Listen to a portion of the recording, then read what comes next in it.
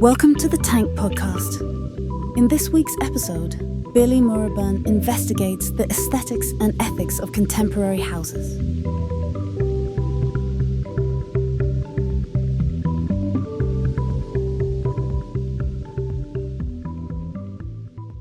In the final episode of Season 3 of Selling Sunset, realtor and gothic Barbie Christine Quinn shows Karamo Brown from Queer Eye around a Richard Neutra house in Los Angeles. Selling Sunset is a reality television show that follows the lives of the agents of the Oppenheim Group, a real estate firm based in an office on Sunset Boulevard, Los Angeles. The Neutra home was built in 1949 and, according to Quinn, it has a great mid-century vibe. Situated within a shaded plot, its wooden beams and floor-to-ceiling windows face onto a kidney-shaped swimming pool. Selling Sunset is high gloss and high drama, with disorientating pacing, bright lights, and nondescript luxury interior styling making it into every listing. The aesthetic, maybe everything about it, is jarring, but something about the total lack of care for the safe, historical, mid-century modern feels refreshing. Although the aesthetic coding is different, the focus on developing a narrative, a context that people can attach to, a lifestyle, is consistent with the approach of Britain's housing industry and the desire of property developers and estate agents to masquerade as something both innocuous and meaningful. One of the tactics utilized by Selling Sunset's producer, Adam DeVello, is to use a still camera rather than the roving, gonzo-style filming or surveillance cameras of early reality television. This falsely and tactically situates Selling Sunset in the realm of cinema, as it did with DeVello's earlier shows, Laguna Beach and The Hills, framing each scene like a museum diorama, slightly removed from the mess of lived reality. Lifestyle estate agents such as The Modern House and its sister agency, Inigo, Aukut, and Brickworks, play similar tricks of the light, both literally and metaphorically, adjusting the brightness and contrast on their pictures according to the target market, making something appear as it is not. Generally, estate agents use warmer and muted tones for those seeking cultural capital, and brighter and colder for those with or projecting cash capital. They seem to be as focused on catching and holding our attention as they are on booking viewings or hosting open houses with burgers and Botox if you're Christine Quinn, and probably with artisan croissants and CBD-infused drinks if you're in Hackney. They want to sell a story of the house, of the brand, of your life, as much as they want to sell bricks and mortar. The impetus to get on the property ladder has been shoved down the proverbial throats of people in the United Kingdom for years, mostly since the mid-1970s, when Margaret Thatcher became leader of the Conservative Party and declared her belief in a property-owning democracy. As Prime Minister, Thatcher eroded what she considered the nanny state, with the right to buy policy encouraging council tenants to buy their homes at reduced prices. Thatcher's larger policy, the Housing Act, made it so that councils could no longer build council housing. The job now sat within the housing market, with property developers buying land and building a percentage of so-called affordable housing in luxury developments. This led to an immediate and continuing lack of actual affordable or available housing, a fact exacerbated by the bedroom tax introduced by David Cameron as part of the Welfare Reform Act in 2012, which meant that people deemed to be under-occupying their housing would have to pay a tax and ultimately move, but where to? Though deemed to be discriminatory and incompatible with the European Convention on Human Rights, the policy was still enacted. As the pressure to own a house has increased, it has become more and more difficult to not only get on the property ladder, but to live anywhere securely, as the possibility of living in a council-owned or privately rented property long-term has declined, and as the potential for a house to become a home has diminished, it's somehow become increasingly important for where we live to project not only how successful we are, but how interesting we are too. We're not just making aesthetic choices, we're making meaningful choices, establishing a narrative that simulates a home, the pressure for the interior and exterior of your home, to project an abstract vibe of success, a la Hyacinth Bucket's Keeping Up Appearances, has been in the ether for a while, however you've come to live there. What those codes are might depend on the specifics of what your neighbors are up to, but it's increasingly likely that they will be a reflection of somehow both broader and more specific trends, variously local lifestyle fads that proliferate globally online into the homes of particular types of people who draw their reference from particular types of places, establishing a mirage of culture and taste served up by the algorithm via Zara Home and AliExpress. There's always been a relationship between publishing and the market, whether it's interiors magazines suggesting what tap or wallpaper or chair to buy, or showing the reader what their kitchen should look like. But they also show the many different ways that people live, homes that aren't aspirational in terms of things you could have or should want, but aspirational in terms of fulfilling what those people want and need from their surroundings. House and Garden was first published in America in 1901 and in the UK in 1947. The very similarly titled Homes and Gardens first published in the UK in 1919. The World of Interiors, Country Living, and Elle Decoration had their first issues released in the UK in the 1980s and Living Eck in the 1990s. Each magazine fulfilled different remits within the world of shelter magazines, from DIY tips and recipes to product features, interviews, and more artful representations of how people live. They appeal to our curiosity about how people live, presenting archetypes and alternatives, traditions and innovations. I edit an interiors magazine, Ton, and it is a privilege to be trusted with someone's home, writing about the lives lived within those walls, standing in a stranger's bathroom, talking about the pictures above the loo. It's a strange and intimate experience, and at their best, the stories communicate the many different ways that people can make a house a home, whether it's to do with how they've come to live there, through squatting, guardianship, renting, social housing, subletting, buying or inheriting a place, the choices they make, and how it reflects the needs and desires of the people who live in a home and their community. What makes the interior of a home interesting is rarely the aesthetic. It's how it expresses the character and experiences of those who live there. But it is often the case, due to financial pressures and by design, that magazines function to project aspirations and encourage people to buy, or at least tell the reader that what they have isn't enough.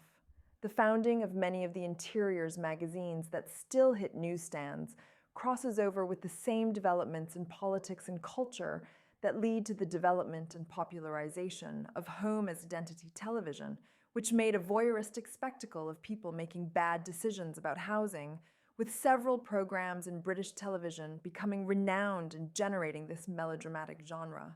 The commissioning and enjoyment of these shows was a consequence of the economic recovery in the 1990s, Blair's Thatcher hangover policy of largely letting the market decide when it came to broadcasting, desiring cheap and cheerful television that was both easy to run and non-critical, and the resulting rise of reality TV with its heady mix of escapism and schadenfreude. Through the Keyhole, a celebrity panel show hosted by David Frost and Lloyd Grossman, where people tried to guess who lives in a house like this, first aired in 1989, and was one of the first examples of housing as entertainment. It wasn't until the mid-1990s that Changing Rooms was commissioned, which led to the infamous Linda Barker Changing Rooms teapot disaster you can imagine or watch on YouTube. Changing Rooms was swiftly followed by the first house-buying television show, the short-lived Hot Property, in 1997. Kevin MacLeod's Grand Designs first aired in 1999, and the description for episode 1 set the tone for what was to come. A couple in New Haven face a race against time as they build their dream home on a windswept, clifftop site in time for the birth of their baby. In 2000, A Place in the Sun and Location, first broadcast, followed by Property Ladder in 2001 and Escape to the Country in 2002. In Location, two pre-Rightmove property searchers, Kirsty Alsop and Phil Spencer, track down a contestant's perfect house. The show narrates the changing housing market according to the deposits, requirements, and choices of predominantly middle-class nuclear families, making the essentially government-endorsed choice to move to the suburbs, grow the future workforce, and stimulate the economy. Alsop lobbied for changes to the way houses were sold in England, Wales, and Northern Ireland in 2007, and worked on a home buying review with then Shadow Housing Minister Grant Shapps. Since then, she has suggested in the Times of London that young people are exaggerating when they say they can't afford to buy a house, and that it would be possible through enormous sacrifices, such as not going on holiday, eating out, or buying avocados. In 2000, when Location first aired, 20% of young people in England owned their own homes. By 2014, that figure had fallen to under 10%, where it remains today. In 1991, 35% of 16 to 24-year-olds owned their own home. In 2024, that figure had dropped to 0.1%.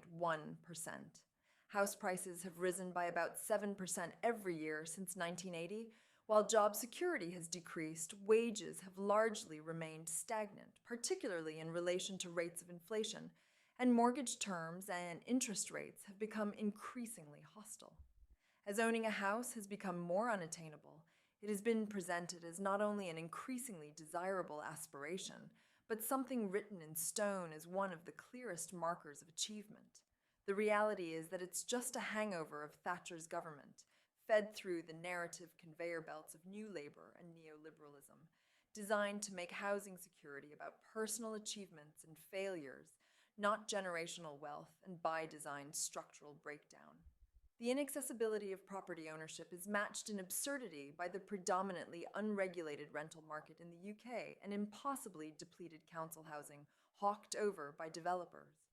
Housing could be, should be, has been a matter of right, a collective responsibility to make possible and maintain, and not a personal triumph bolstered by circumstantial privileges. The irony of many of the houses and flats now being lauded as objects of desire is that they were originally built as council housing with socialist values in the late 19th and through the 20th century. Today, this feels rich, both metaphorically and literally. For instance, the Boundary Estate, a housing development in East London built by the local government authority in the late 19th century, was one of the first social housing schemes in the UK.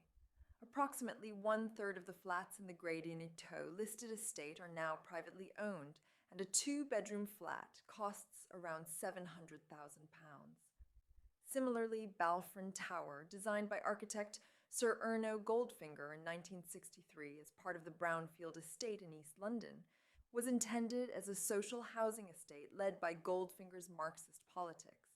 He saw the potential of neighbourly bonds in the streets of the sky, but as its commissioner, the London County Council was succeeded by the Greater London Council. The development was passed on to Tower Hamlets Council, which then became a no-go area. It was used as a set in the apocalyptic zombie horror film 28 Days Later, and generally treated as shorthand for the failures of state-backed building. In 2010, Poplar Harca, a housing association, took over ownership of Balfron Tower from Tower Hamlets Council, winning a vote before which it had told tenants the association would refurbish their flats. Everyone was rehoused, but only private leaseholders were allowed back, with social housing tenants being told that the impact of a global financial downturn meant it wasn't possible for them to return.